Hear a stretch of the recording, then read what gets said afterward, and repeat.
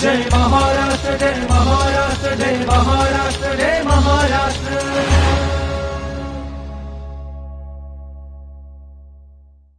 मंडळी नमस्कार. माहिती व जनसंपर्क महासंचालनालयाच्या जय महाराष्ट्र या कार्यक्रमामध्ये मी शिबानी जोशी आपल्या सर्वांचं मनापासून स्वागत करते. मंडळी, देशभरामध्ये लोकसभा सार्वत्रिक निवडणुका जाहीर झाल्यात. आपल्या राज्यामध्ये एकूण 48 मतदारसंघांमध्ये 5 टप्प्यांमध्ये मतदान होणार आहे. राज्यामध्ये निवडणुका पारदर्शक आणि शांततापूर्ण वातावरणामध्ये पार पडाव्यात यासाठी आदर्श आचारसंहिता लागू झाली आहे. आता ही आदर्श आचारसंहिता म्हणजे नेमकं काय, यातले मुद्दे काय आहेत, याविषयीची माहिती आज आपण जय महाराष्ट्र या कार्यक्रमात घेणार आहोत. आणि त्यासाठी आज आपण निमंत्रित केलंय राज्याचे अतिरिक्त मुख्य निवडणूक अधिकारी डॉक्टर किरण कुलकर्णी सर यांना. नमस्कार सर, आपलं कार्यक्रमामध्ये स्वागत. नमस्ते. आत्ताच मी सर म्हटलं तसं आदर्श आचारसंहिता म्हणजे नेमकं काय? आदर्श आचारसंहिता म्हणजे काय याचं उत्तर देण्यासाठी थोडीशी पार्श्वभूमी आधी सांगावी लागेल. बरोबर. ही पार्श्वभूमी अशी की आपल्या सगळ्यांना कल्पना आहे की आपल्या राज्यघटनेच्या 324व्या कलमामध्ये भारत निवडणूक आयोगाची संकल्पना मांडलेली आहे आणि 324व्या कलमाप्रमाणे भारत निवडणूक आयोग अस्तित्वात आलेला आहे. या कलमामध्ये भारत निवडणूक आयोगाकडे 2 कामं सोपवलेली आहेत. पहिलं काम आहे ते मतदार याद्या तयार करणं आणि त्या अपडेट करत राहणं. आणि दुसरं काम सोपवलेलं आहे ते विधानमंडळ आणि संसद यांची जी काही निवडणूक आहे या निवडणुकीचं संचालन करणं. अशी 2 कामं सोपवलेली आहेत. तर जेव्हा 324 कलमाखाली हे संचालनाचं काम निवडणूक आयोग करत असतं तेव्हा निवडणूक आयोगाच्या असं लक्षात आलं की या निवडणुकीमध्ये सहभागी होणारे जे वेगवेगळे घटक आहेत, राजकीय पक्ष असतील, उमेदवार असतील, अगदी नागरिक सुद्धा असतील, या सगळ्यांना काहीतरी एक वागण्याची चौकट अशी घालून द्यायला पाहिजे आणि त्या पद्धतीनं त्यांची वर्तणूक या निवडणुकीच्या काळात जर राहिली तर निवडणुका या अतिशय व्यवस्थितपणे पार पडतील. म्हणजे आपल्याला कल्पना आहे की फ्री, फेअर आणि इम्पार्शियल अशा त्या निवडणुका घ्यायच्या आहेत आणि त्या घेण्यासाठी म्हणून अशी काहीतरी चौकट एक आवश्यक आहे. हा विचार आल्यानंतर 1992 मध्ये हा मसुदा पहिल्यांदा पुढे आला, ज्याला आपण आदर्श आचारसंहिता म्हणतो, म्हणजे मॉडेल कोड ऑफ कंडक्ट. या मॉडेल कोड ऑफ कंडक्ट मध्ये निवडणुकी संबंधित जे काही वेगळे वेगळे घटक आहेत त्यांनी निवडणुकीच्या काळात काय काय करावं, काय करू नये याचं मार्गदर्शन केलेलं आहे. आणि अतिशय सुंदर असा तो मसुदा आहे. आणि मला हे सांगायला आवडेल की त्या काळामध्ये सुद्धा सर्व राजकीय पक्ष यांनी एकत्र येऊन या आदर्श आचारसंहितेला मान्यता दिलेली आहे. हे स्वतःहून घेतलेलं बंधन आहे. आपल्या भारतातल्या लोकांनी, आपल्या भारतातल्या राजकीय पक्षांनी, उमेदवारांनी स्वतःवर घालून घेतलेलं बंधन आहे की निवडणुकीच्या काळामध्ये आम्ही या पद्धतीनं वागणार. अशी ती आदर्श आचारसंहिता अजूनही ती लागू आहे. त्याच्यामध्ये वेळोवेळी भारत निवडणूक आयोगाने काही नवीन सूचना सुद्धा दिलेल्या आहेत, काही स्पष्टीकरणं दिलेली आहेत, पण मूळ ढाचा जो आहे तो 1992ला जो अस्तित्वात आला तोच आहे. त्याप्रमाणे आपण सगळ्या निवडणुका घेत असतो. हो, संसदेच्या आणि विधिमंडळाच्या निवडणुका हे त्या काळात ही आदर्श आचारसंहिता लागू होते भारत निवडणूक आयोगाच्या नेतृत्वाखाली. आणि आचारसंहिता लागू झाली असं कधी समजण्यात येतं तर ज्या क्षणी निवडणुकांच्या तारखेची घोषणा होते त्या तारखेला आचारसंहिता सुरू होते. आणि लोकसभा निवडणुकीच्या बाबतीत बोलायचं तर नवीन लोकसभा जेव्हा अस्तित्वात येईल तोपर्यंत ही आदर्श आचारसंहिता लागू असणार आहे. अच्छा, म्हणजे मतमोजणी झाल्यावर सुद्धा जेव्हापासून सुरू होईल ऍक्च्युअल तोपर्यंत तीच. म्हणजे दोन्ही लक्षात घ्या. आपल्याकडे आता समजा 5 टप्प्यांमध्ये निवडणूक आहे. या 5 टप्प्यांमध्ये निवडणुकीची अधिसूचना असते, प्रत्येक टप्प्याची अधिसूचना, आणि त्या दिवसापासून नामनिर्देशन पत्र सादर करण्याची मुदत सुरू होते. आता हे जरी नंतर होत असलं, उदाहरणार्थ 5व्या टप्प्याचं ही जी सगळी प्रक्रिया आहे ही सुरू व्हायला अजूनही वेळ आहे. पण घोषणा कधी झाली तर घोषणा झाली 16 मार्चला. मग 16 मार्चला 3 वाजताच्या पत्रकार परिषदेमध्ये जेव्हा या तारखा जाहीर करण्यात आल्या त्या क्षणापासून आचारसंहिता लागू झाली आणि मतमोजणी झाल्यानंतर सुद्धा नवीन लोकसभा अस्तित्वात येईपर्यंत ही आचारसंहिता कायम राहणार आहे असं त्या आचारसंहितेमध्ये स्पष्ट नमूद केलेलं आहे.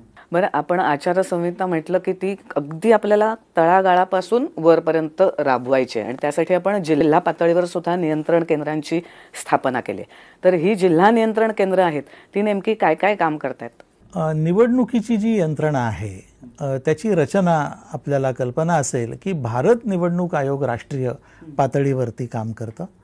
राज्य पातळीवरती मुख्य निवडणूक अधिकारी त्या राज्याचे यांचं जे कार्यालय आहे ज्यामध्ये मी सध्या कार्यरत आहे, हे कार्यालय भारत निवडणूक आयोगाचं प्रतिनिधी या नात्याने महाराष्ट्र राज्यातल्या संसद आणि विधिमंडळाच्या निवडणुकांचं संचालन आणि मतदार यादीचं पुनरीक्षण किंवा मतदार यादी तयार करणे ही कामं भारत निवडणूक आयोगाच्या वतीने राज्य पातळीवरती हे कार्यालय करतं. बरोबर.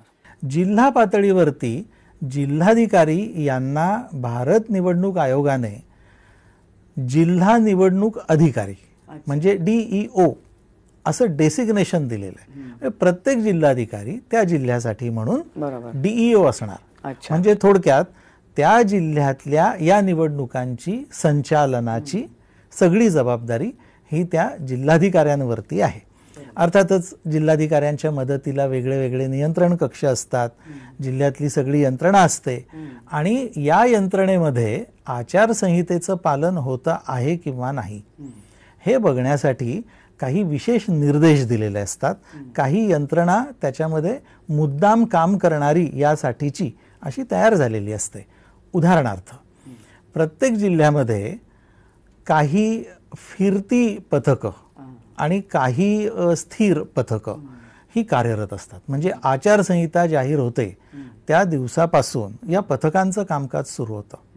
आपल्या महाराष्ट्र राज्यामध्ये अशी 2000 पेक्षा जास्त स्थिर पथकं आहेत आणि 1600 पेक्षा जास्त फिरती पथकं आहेत. आणि यांचं काम काय आहे? यांचं 2 प्रकारचं काम आहे. एक म्हणजे आचारसंहितेचा भंग कुठे निदर्शनास आला तर त्याबाबत योग्य ती कार्यवाही करणं. दुसरं काम आहे ते म्हणजे रस्त्याने जाणारी जी वाहनं आहेत या वाहनांमधून मतदारांना प्रलोभन दाखवण्यासाठी म्हणून काही वस्तूंची किंवा रकमेची काही देवाणघेवाण होत आहे काय आणि या बाबतीत वेगवेगळ्या विभागांचे जे नियम आहेत त्या नियमानुसार ते विभाग सुद्धा या पथकांना सहकार्य करून ही अतिशय कडक तपासणी हे आचारसंहिता लागल्या दिवसापासून होते आणि याच्यातून आचारसंहितेची अंमलबजावणी ही अधिक चांगल्या पद्धतीने होत जाते. उदाहरणार्थ, उमेदवाराच्या खर्चाबद्दल जिल्हा पातळीवरती पथकं असतात किंवा जिल्ह्याचे जे कोणी निवडणूक खर्च निरीक्षक असतात हे निरीक्षक त्या सगळ्या कामावरती लक्ष ठेवतात. तर अशा प्रकारे जिल्हा पातळीवरची यंत्रणा काम करते. राज्य पातळीवरती राज्य पातळीवरचे जे विषय असतात ते आमच्या कार्यालयातर्फे हाताळले जातात किंवा जिल्हा पातळीवरनं ज्या काही अडचणी असतील, काही शंका असतील तर त्याचं निरसन करणं असं आमच्या कामाचं स्वरूप आहे. आता तुम्ही म्हणालात तसं की आचारसंहितेमध्ये जे जे नियम आहेत ते पाळले जातात की नाही हे बघण्यासाठी आपण ही यंत्रणा राबवली. पण हे नियम नेमके काय आहेत हे पण बऱ्याच जणांना माहिती नसतं किंवा उत्सुकता असते. तर म्हणजे आपण म्हणतो ना डूज अँड डोंट्स, तर राजकीय पक्षांसाठी पण उमेदवारांसाठी पण असे महत्त्वाचे डूज अँड डोंट्स काय आहेत त्याबद्दल सांगू शकाल का? आचारसंहितेमधली जी कलमं आहेत किंवा जे मुद्दे आहेत ते मुद्दे खरं म्हणजे अतिशय लॉजिकल आणि कॉमन सेन्सिकल आहेत. त्याचं कारण असं की उद्देश काय आहे आचारसंहितेचा, तर आपल्या निवडणुका या फ्री अँड फेअर म्हणजे मुक्त वातावरणात योग्य पद्धतीने अशा त्या झाल्या पाहिजेत. आणि त्याचा संबंध कशाशी आहे तर एक खूप सुंदर ज्याला म्हणतो विचार आचारसंहितेनं मांडलेला आहे असं मला नेहमी वाटतं की मताधिकार जो आहे तो अमूल्य आहे. हा मताधिकार काही कारणामुळे कुठल्या ना कुठल्या दबावामुळे जर बाधित होत असेल तर हे लोकशाहीला मारक आहे. आणि म्हणून आचारसंहितेचा प्रयत्न हा आहे की कोणाहीकडून, कुठल्याही समाज घटकाकडून, कुठल्याही राजकीय पक्षाकडून, कुठल्याही उमेदवाराकडून कुठल्याही प्रकारचा दबाव हा मतदारावरती येता कामा नये. आता हा मुद्दा जरा ट्रिकी होतो. त्याचं कारण असं की दबाव प्रत्यक्ष असू शकतो, तसा अप्रत्यक्ष पण असू शकतो. आणि त्याच्यामुळे या अप्रत्यक्ष दबावाचा खूप विचार आचारसंहितेनं केलेला आहे. म्हणजे तुम्ही मला आचारसंहितेचे काय मुद्दे आहेत हा प्रश्न विचारलात, त्याचं उदाहरण म्हणून मी आपल्याला सांगतो की गव्हर्नमेंटची जी मशिनरी आहे, शासकीय यंत्रणा आहे, ही यंत्रणा अन्यथा म्हणजे निवडणूक काळ वगळून ही एका राजकीय पक्षाचं किंवा अनेक राजकीय पक्षांचं मिळून कायद्यानुसार स्थापित असं जे सरकार असतं त्यांना आपण मंत्री म्हणतो. या मंत्र्यांच्या निर्देशाप्रमाणे प्रशासकीय यंत्रणा वागत असते. आपल्या लोकशाहीची रचनाच अशी आहे की याला कार्यकारी मंडळ असं म्हटलेलं आहे आणि न्यायमंडळाबरोबरच या कार्यकारी मंडळ आणि अर्थातच विधिमंडळ यांचं महत्त्वही खूप आहे. विधिमंडळातून या सगळ्या प्रक्रियेतून पुढे आलेलं हे जे सरकार आहे त्याचे जे प्रतिनिधी आहेत हे शासकीय यंत्रणेकडनं काम करून घेत असतात. त्यांची ती जबाबदारी असते. आता लक्षात घ्या, निवडणुकीच्या काळात हेच जर चालू राहिलं तर तो जो विशिष्ट पक्ष सत्तारूढ आहे तो सत्तारूढ पक्ष हा शासकीय यंत्रणेचा वापर करेल आणि त्या वापरामुळे लोकांवरती अप्रत्यक्ष किंवा प्रत्यक्ष दबाव येऊ शकेल किंवा काही प्रलोभनं दिली जाऊ शकतात. आणि म्हणूनच आचारसंहितेच्या काळामध्ये नवीन कुठली योजना जाहीर करता येत नाही. एवढंच काय तर शासकीय अधिकाऱ्यांना एखाद्या बैठकीसाठी आपल्याकडे बोलवून घेता येत नाही. मंत्र्यांवरती हे बंधन आहे. म्हणजे सत्तारूढ पक्षाने आपल्या अधिकाराचा किंवा आपल्या सत्तेचा काही वापर करून यंत्रणा स्वतःच्या पक्षासाठी वापरली हे चालणार नाही असा स्पष्ट संदेश आचारसंहितेने दिलेला आहे. मग इतरही अनेक कलमं आहेत. उदाहरणार्थ अधिकाऱ्यांच्या बदल्या, त्याच्यामध्ये सुद्धा काही नियम आहेत. जो अधिकारी 4 वर्षापैकी 3 वर्ष गेल्या 4 वर्षापैकी 3 वर्ष एकाच जिल्ह्यात कुठल्या ना कुठल्या पदावर आहे त्याला तिथून बदलावं लागतं. कमिशनचे तसे निर्देश आहेत. किंवा त्याचा तो गृह जिल्हा असेल, तो होम डिस्ट्रिक्ट असं आपण म्हणतो, तो असेल तर त्याला त्याच्या होम डिस्ट्रिक्टमध्ये कार्यरत असताना निवडणुका कंडक्ट नाही करता येणार. त्याचं कारण असं की याचाही काही प्रत्यक्ष अप्रत्यक्ष दबाव हा मतदारावरती येऊ शकतो आणि तसं होऊ नये म्हणून ही काळजी घेतलेली आहे. स्पष्ट असं म्हटलेलं आहे आचारसंहितेमध्ये की मतदारांना कुठल्याही प्रकारचं प्रलोभन दाखवलं जाऊ नये. ते दाखवणं हा आचारसंहितेचा भंग आहे. किंवा आपल्या प्रचारामधून 2 समाज घटकांमध्ये वैरभावना तयार होईल, द्वेषभावना तयार होईल असं वक्तव्य करता येणार नाही. आपल्या ज्या जाहिराती असतील, जे प्रचार साहित्य असेल त्याच्यामध्ये विरोधी पक्षाच्या धोरणांबद्दल बोलता येईल, परंतु कुठल्याही नेत्याबद्दल, वैयक्तिक कुटुंबाबद्दल असं बोलता येणार नाही. त्याच्या कौटुंबिक आयुष्याबद्दल बोलता येणार नाही. बरोबर. आचारसंहितेमधली एक तरतूद मला आवर्जून सांगावीशी वाटते आणि अतिशय स्पष्ट आहे ती. मी तर सगळ्यांना असं आवाहन करेल की आचारसंहिता अतिशय महत्त्वाची आहे. आपण मुळापासून वाचा. खूप स्पष्ट आणि स्वच्छ आहे. ती तरतूद अशी आहे की प्रत्येक नागरिकाचा खाजगी जीवनाचा, शांतपणे ते जीवन जगण्याचा हा जो अधिकार आहे तो आचारसंहितेनं संरक्षित केलेला आहे. म्हणजे प्रचाराला परवानगी, प्रचार साहित्य वापरायला परवानगी, याचा अर्थ कोणत्याही नागरिकाचं खाजगी आयुष्य, त्याची शांतता भंग करण्याचा अधिकार नाही दिलेला कोणाला, कारण नागरिक महत्वाचा आहे. तर अशा अनेक तरतुदी त्याच्यामध्ये. खरं सांगायचं तर एक 7-8 पानाचा तो ड्राफ्ट आहे. अच्छा. तेवढा वाचला की आपल्या सगळ्यांच्या लक्षात येईल. आणि ही लागू राजकीय पक्षांना आहे, उमेदवारांना आहे, सर्व नागरिकांना आहे, त्याचबरोबर शासनाला आहे. शासन यंत्रणेमध्ये काम करणारी जी महामंडळ आहेत, संस्था आहेत, या सगळ्यांना ही आचारसंहिता लागू आहे. यात सगळ्यात महत्त्वाचा मुद्दा असतो खर्च. तर त्या खर्चाबद्दलचे काही नियम असे ढोबळमानाने की किती खर्च करू शकतो किंवा कशावर खर्च करू शकतो? आचारसंहितेमध्ये हा जो मुद्दा मांडलेला आहे की उमेदवाराने आपली जी काही कामगिरी आहे ही योग्य पद्धतीने लोकांपुढे मांडावी, प्रचार करण्याचा त्याला हक्क आहे. बरोबर. पण हे करताना एखाद्या धनदांडग्या उमेदवाराने प्रचंड पैसा खर्च करून प्रचार साहित्याची बरसात केली, हे आचारसंहितेला अपेक्षित नाही. म्हणून आचारसंहिता असं म्हणते की उमेदवाराने आपला खर्च ठरवून दिलेल्या मर्यादेमध्ये करायला पाहिजे. महाराष्ट्रामध्ये प्रत्येक पार्लमेंटरी कॉन्स्टिट्युएन्सीसाठी म्हणजे प्रत्येक लोकसभा मतदारसंघासाठी प्रत्येक उमेदवाराला 95 लाख रुपये एवढी मर्यादा आहे. या मर्यादेत त्याचा खर्च असायला पाहिजे.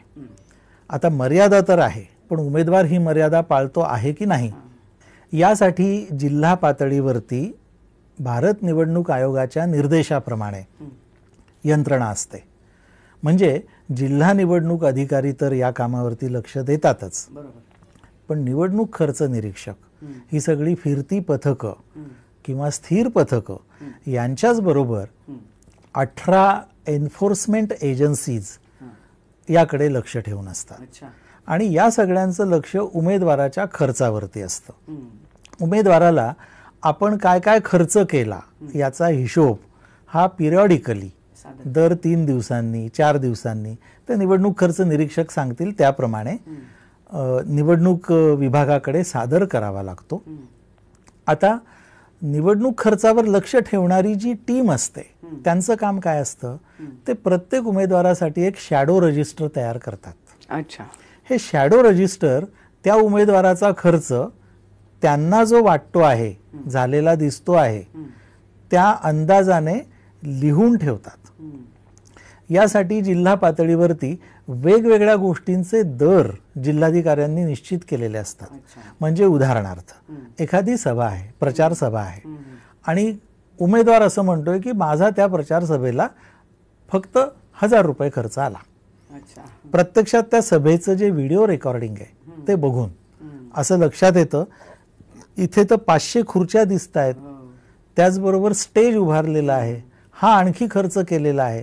या सगळ्या वस्तूंचे जे स्टँडर्ड रेट्स जिल्हा पातळीवर नक्की केलेले आहेत, त्या रेटने त्याचा हिशोब काढला जातो आणि त्या शॅडो रजिस्टरमध्ये नोंदला जातो. आणि पिरियॉडिकली या उमेदवाराला आपल्या खर्चाचा हिशोब घेऊन या शॅडो रजिस्टर बरोबर ताळमेळ घ्यावा लागतो. त्याला संधी दिली जाते की माझा प्रत्यक्षात एवढा खर्च झाला, हा खर्च मला करावा लागला नाही, त्याची कारणं काय आहेत, ते समाधानकारक असलं तरच ते मान्य केलं जातं. अन्यथा स्टँडर्ड रेट्स प्रमाणे उमेदवाराचा खर्च गृहीत धरला जातो. अच्छा. ही सगळी जी प्रक्रिया होते ही प्रक्रिया मतमोजणीनंतर सुद्धा चालू राहते. म्हणजे पोल डेला, निवडणुकीच्या दिवशी, मतदानाच्या दिवशी ही प्रक्रिया संपली तरी प्रत्यक्षात याचे हिशोब ठेवणे, त्याचा ताळमेळ घेणे, खर्चाचा जो काही सगळा तपासणी करणे, या कामाला मतमोजणीनंतर सुद्धा 1 महिना जवळपास लागतो. आणि निवडणूक आयोगाकडे महिन्याभरानंतर हा सगळा हिशोब जातो आणि ज्या उमेदवाराने खर्चाची मर्यादा ओलांडलेली आहे असं सिद्ध होतं, त्याची एक प्रक्रिया आहे. त्या उमेदवारालाही संधी दिली जाते, पण त्याबद्दल त्या उमेदवारावरती कारवाई होऊ शकते. आणि ही कारवाई पुढील काही काळासाठी निवडणूक लढण्यास अपात्र असं ठरवण्याची सुद्धा कार्यवाही होऊ शकते. इतकं हे प्रकरण सगळं महत्वाचं आहे. बरोबर आहे. अजून कारवाईबद्दल बोलूया, पण त्याच्या आधी याच्यामध्ये सध्या सोशल मीडिया म्हणजे फेसबुक असेल किंवा यूट्यूब असेल, ह्याचा वापर खूप वाढलेला आहे प्रचार करण्यासाठी. तसंच पेड न्यूज असा पण आता एक प्रकार आलेला आहे. तर ह्या सगळ्यावर सुद्धा हे नियंत्रण करण्याची गरज आहे, ते पण आचारसंहितेमध्ये येत असेल. आचारसंहितेने या सुद्धा मुद्द्यांचा विचार केलेला आहे. म्हणजे मूळ आचारसंहितेत काही तत्व मांडलेली आहेत आणि त्या तत्वांचं पालन होण्यासाठी म्हणून काळानुसार हे जे बदल आहेत, म्हणजे सोशल मीडिया आलेला आहे किंवा तंत्रज्ञानाचे वेगळे वेगळे प्रकार आहेत आणि त्याचा प्रसारही खूप झालेला आहे. त्यामुळं त्या माध्यमातून जर प्रचार होऊ लागला आणि तो प्रचार मात्र आचारसंहितेमध्ये सांगितलेल्या मुद्द्यांपेक्षा वेगळा किंवा भंग करणारा असा असला तर त्याच्यावर नियंत्रण कसं ठेवणार, यासाठी म्हणून भारत निवडणूक आयोगाने काही सूचना या दिलेल्या आहेत. उदाहरणार्थ पेड न्यूजचा आपण उल्लेख केला. पेड न्यूजवरती लक्ष ठेवायला जिल्हा पातळीवरती पण एक समिती असते आणि राज्य पातळीवरती पण एक समिती असते.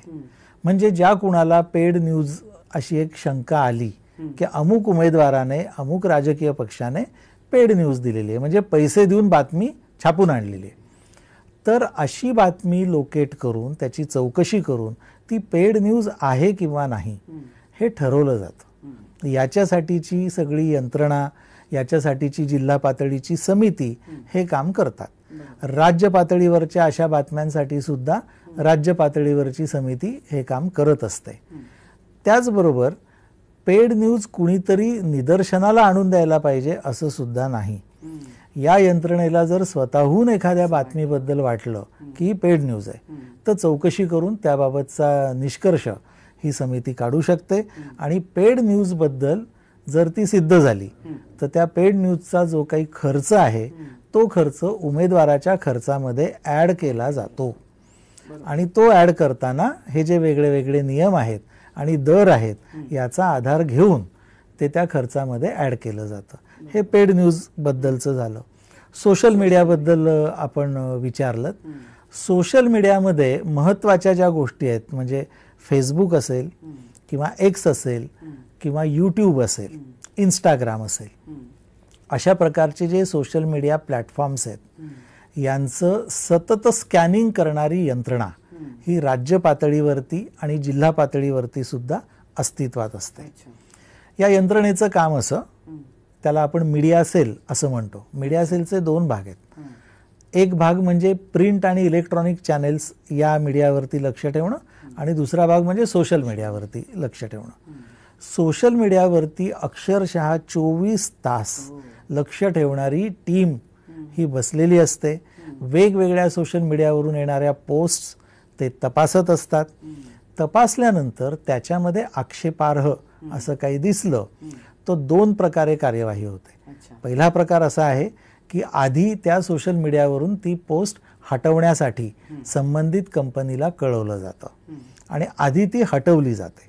कारण आचारसंहिता भंग निदर्शनास आला तर पहिली गोष्ट ही करायला पाहिजे की तो भंग आधी थांबायला पाहिजे. बरोबर आहे. म्हणजे आचारसंहिता पाळली गेली पाहिजे आणि म्हणून आधी ती पोस्ट हटवली जाते. आणि दुसरं, त्या पोस्टच्या संदर्भात कुठल्या कायद्याचा भंग होत असेल तर ती कायदेशीर कारवाई त्यावरती सुरू केली जाते. याच्यामध्ये सर्व नागरिकांसाठी माझं असं आवाहन असेल की नागरिकांनी सोशल मीडियाचा वापर करताना अतिशय काळजीपूर्वक योग्य पद्धतीने करावा. फॉरवर्ड्स करताना काळजी घ्यावी. आपल्या पोस्टमुळे कुठल्या समाज घटकांमध्ये द्वेषभावना निर्माण होत आहे काय हे स्वतः बघायला पाहिजे. नागरिकाची जबाबदारी पण मोठी आहे आणि हे नागरिकाचं कर्तव्य पण आहे. तर नागरिकांनी सुद्धा ही काळजी घेतली तर मला वाटतं आचारसंहितेचं जे उद्दिष्ट आहे आणि आचारसंहितेच्या नागरिकांकडून ज्या अपेक्षा आहेत त्या सुद्धा संपूर्ण होऊ शकतात. आता मी सामान्य नागरिकांकडेच येणार होते की आतापर्यंत तुम्ही राजकीय पक्षांना आणि उमेदवारांना काय अटी आहेत किंवा काय नियम आहेत ते सांगितलं, पण सामान्य नागरिकांना सुद्धा या आदर्श आचारसंहितेमध्ये काही नियम आहेत का त्यांच्यासाठी? आदर्श आचारसंहितेमध्ये नागरिकांसाठी नियम असे वेगळे नियम नोंदवलेले नाहीत. अच्छा. एकूणच जी आचारसंहिता आहे त्या आचारसंहितेनं फक्त ऍप्लिकेबिलिटी सांगितली आहे, म्हणजे कोणाकोणाला लागू. आणि त्यामध्ये हा स्पष्ट उल्लेख आहे की अक्षरशः सर्वांना ही आचारसंहिता लागू आहे.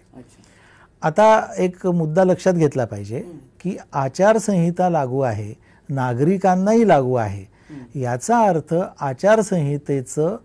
आचारसंहितेचा भंग होण्याची कृती ही नागरिकांकडून होऊ नये किंवा अशा कृतीत नागरिकांनी सहभागी होऊ नये. आणि तिसरा भाग म्हणजे असा भंग दिसत असला तर तो यंत्रणेला ताबडतोब नागरिकांनी कळवावा. सर्व नागरिकांनी याच्यासाठी निवडणूक आयोगाचे डोळे बनावेत. आणि या अपेक्षेतून निवडणूक आयोगाने आता एक ॲप आणलेलं आहे. ते ॲपही आता चांगलं रुळलेलं आहे. ते म्हणजे सी व्हिजिल ॲप, म्हणजे सिटीझन व्हिजिलन्स ॲप. म्हणजे आमचं असं म्हणणं आहे की आचारसंहितेचा भंग बघण्याची जबाबदारी ही फक्त यंत्रणेची नसून जर एखादा उमेदवार, एखादा राजकीय पक्ष आचारसंहितेचा भंग करत असेल आणि तो एखाद्या नागरिकाच्या नजरेस आला तर त्याने तो आयोगाला कळवला पाहिजे. आणि हे कळवण्यासाठीचा मार्ग म्हणजे ते सी विजिल ॲप. म्हणजे हे ॲप डाउनलोड केलं की कोणताही नागरिक त्याच्यावर अतिशय सुलभ रीतीने हे ॲप डाउनलोड करता येतं. ॲप स्टोअर्सवरती तर ते उपलब्ध आहेच, ECIच्या वेबसाईटवरती उपलब्ध आहे, तिथून ते डाउनलोड करता येतं.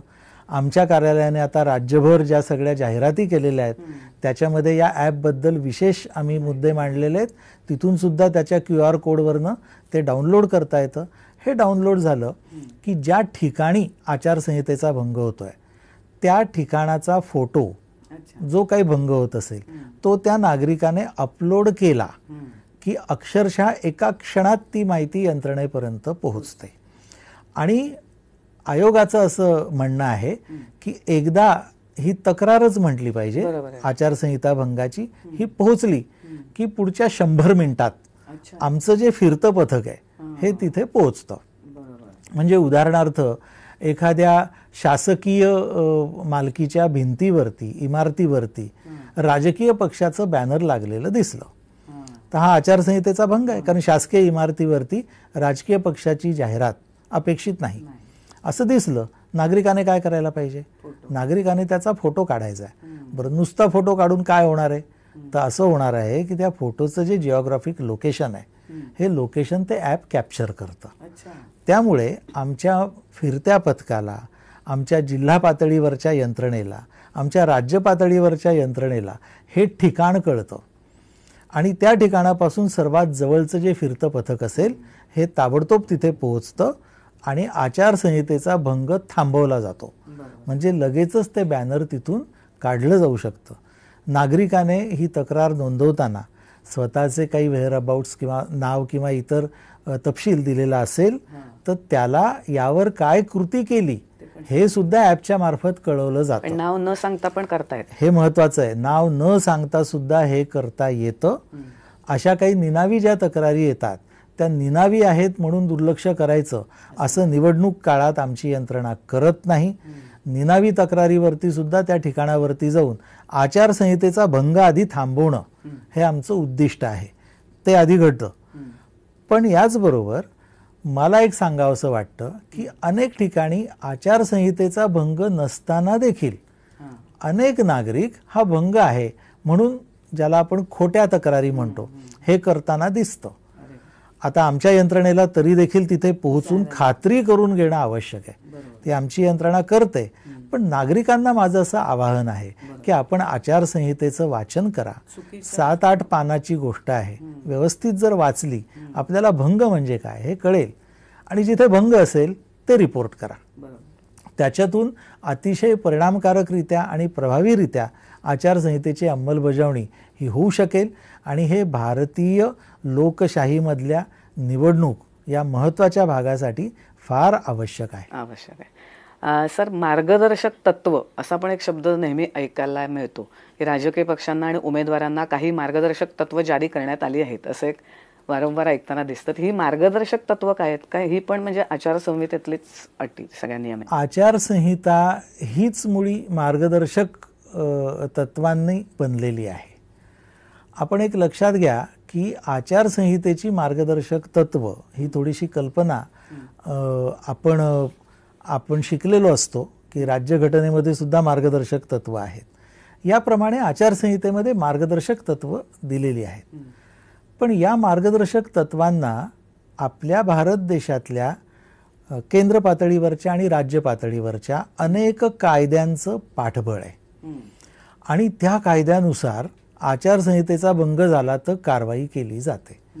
उदाहरण सांगतो, म्हणजे मी मघा उल्लेख केला तसा 2 समाज घटकांमध्ये द्वेष भावना, वैर भावना वाढेल असं कुणी आपल्या प्रचार साहित्यामध्ये उल्लेख केलेला असेल तर हा प्रत्यक्षात IPC खाली म्हणजे भारतीय दंड प्रक्रिया संहितेखाली 153 कलम आहे, त्याच्याखाली हा गुन्हा आहे. त्यामुळे हा आचारसंहितेचा भंग आहे, त्याचबरोबर दंड प्रक्रिया संहितेचा सुद्धा भंग आहे. त्यामुळे त्यावरती कारवाई 153 नुसार होणार. तिथे जी काही तुरुंगवासाची किंवा दंडाची शिक्षा आहे ती लागू होणार. हे मी एका कायद्याचं उदाहरण दिलं. याप्रमाणेच दंड प्रक्रिया संहिता असेल म्हणजे CRPC असं आपण म्हणतो, मोटर वाहन कायदा असेल, मालमत्ता विरूपण कायदा असेल किंवा रिप्रेझेंटेशन ऑफ पीपल्स ॲक्ट 1951, अशा अनेक कायद्यांमधल्या तरतुदींनुसार आचारसंहिता भंगाबद्दल गुन्हा नोंदवला जातो, चौकशी होते आणि त्या कलमामध्ये सांगितल्याप्रमाणे शिक्षा त्या दोषीला निश्चितपणे मिळते.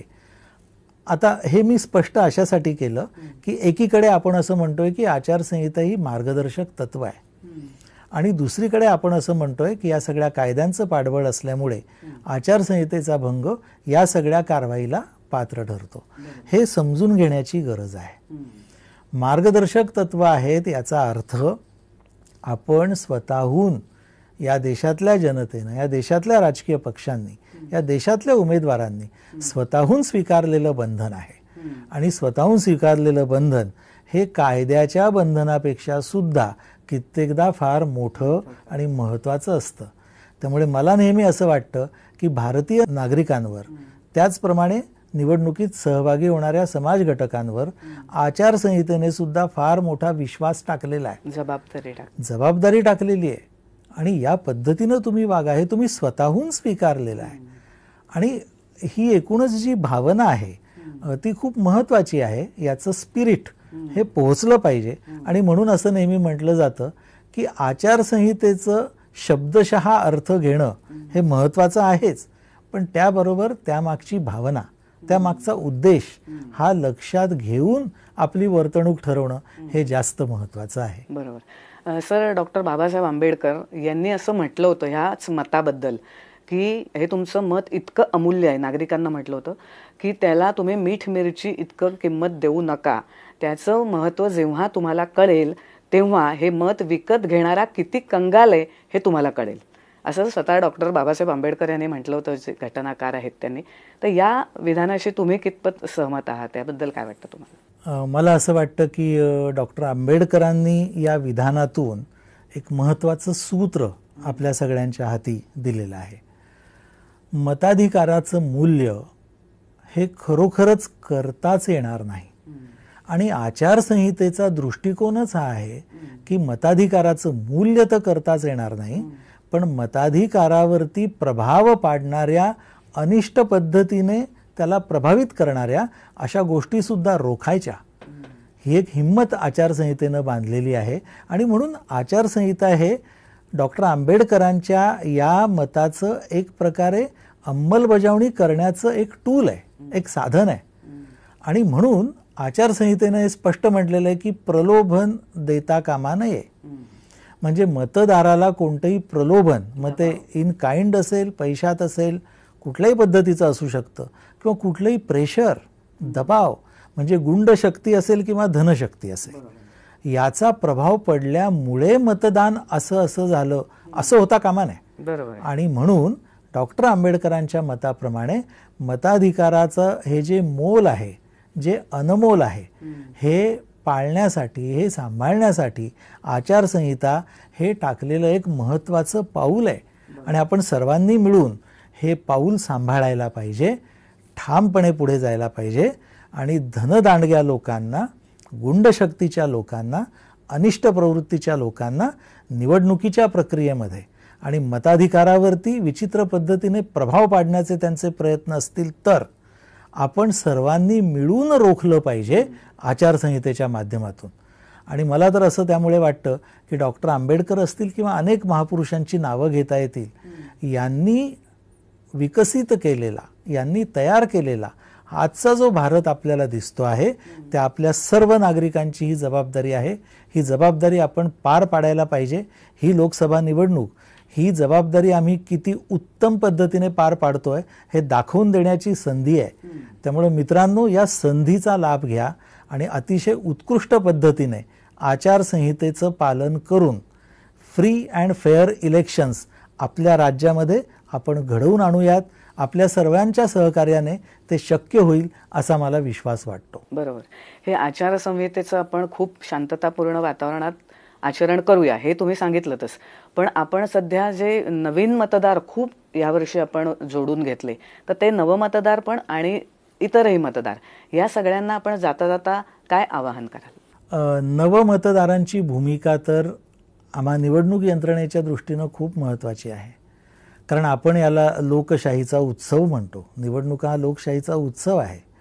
या उत्सवामध्ये नवमतदारांनी सहभागी व्हायला पाहिजे. हे सहभागी होताना काही विचार करायला पाहिजे, थोडाफार अभ्यासही करायला पाहिजे. अभ्यास कशाचा करायचा आहे तर त्याचं उत्तर पुन्हा आचारसंहिता असं आहे. नवमतदारांनी आचारसंहितेचं वाचन जरूर करावं, आचारसंहितेतले मुद्दे समजून घ्यावे आणि त्याचा भंग दिसला तर जरूर यंत्रणेला कळवावं. आणि त्याचमुळे निवडणूक जी निपक्षपातीपणाने होणार आहे त्या निवडणुकीमध्ये आपला मतदानाचा हक्क बजावावा. नवमतदारांना ही जी आपल्या संसदीय लोकशाहीची सगळी परंपरा आहे, त्याचा जो इतिहास आहे, ते कदाचित एवढ्या सविस्तर विस्तृतपणे माहिती नसेल, पण आत्ता त्यांच्यासमोर हा इतिहासच घडतो आहे. या निवडणुका ज्या पद्धतीने पार पाडल्या जात आहेत, त्या ज्या पद्धतीने हाताळल्या जात आहेत, त्या सगळ्याला नवमतदार म्हणून काही एक ठाम भूमिका घेऊन आचारसंहितेच्या बाजूने उभं राहण्याची गरज आहे. म्हणून नवमतदारांना मी आवर्जून असं सांगेन की अतिशय निर्भयपणे आणि विचारपूर्वक आपला मतदानाचा हक्क बजावा. आणि त्याचबरोबर कुठेही आचारसंहितेचा भंग दिसला तर मित्रांनो, तुम्हाला सवय आहे, मोबाईलवरती CVGIL ॲप ओपन करा आणि आमच्याकडे ते कळवा. त्याच्यावर निश्चितपणे कार्यवाही होईल आणि झालेली कार्यवाही तुम्हालाही कळवण्यात येईल. सर, एकूणच आदर्श आचारसंहिता म्हणजे नेमकं काय आणि त्यात मुद्दे कोणकोणते आहेत, राजकीय पक्षांना, उमेदवारांना, नागरिकांना याची खूप छान सविस्तर माहिती तुम्ही दिलीत. आणि आता निवडणुका तोंडावर आहेत त्यामुळे लोकांना ती नक्कीच उपयोगी पडेल. आज तुम्ही वेळात वेळ काढून इथे आलात आणि ही सगळी माहिती दिलीत त्याबद्दल मनापासून धन्यवाद. नमस्कार. नमस्कार. तर मंडळी, पुन्हा भेटूया पुढच्या भागात जय महाराष्ट्र या कार्यक्रमात. या भागात इथेच थांबूया. नमस्कार. जय महाराष्ट्र, जय महाराष्ट्र.